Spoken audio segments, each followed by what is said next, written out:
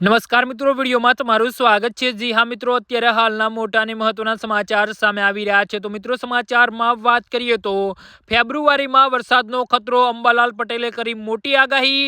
તો ગુજરાતમાં ફેબ્રુઆરી મહિનામાં કમોસમી વરસાદ પડવાનો ખતરો છે। તો જાણીતા હવામાન નિષ્ણાત અંબાલાલ પટેલે આગાહી કરી છે કે પશ્ચિમી વિક્ષેપ સક્રિય થવાની વાતાવરણમાં મોટો પલટો આવશે અને અનેક વિસ્તારોમાં હળવો કે છૂટો છવાયો વરસાદ પડી શકે છે। અંબાલાલ પટેલના જણાવ્યા અનુસાર 10 ફેબ્રુઆરી પછી રાજ્યમાં વાદળછાયું વાતાવરણ રહેશે અને કેટલાક ભાગોમાં માવઠું થવાની શક્યતા છે।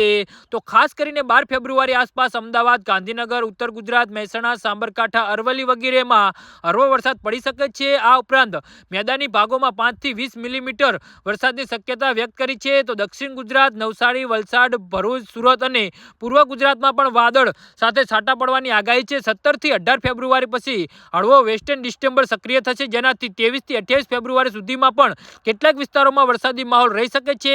આ કમોસમી વરસાદની તૈયારી પાક જેમ કે જીરું, ઘઉં વગેરેને નુકસાન થઈ શકે છે, જેથી ખેડૂતોમાં ચિંતા વધી છે અને અંબાલાલ પટેલે ખેડૂતોને સાવચેત રહેવાની સલાહ આપી છે।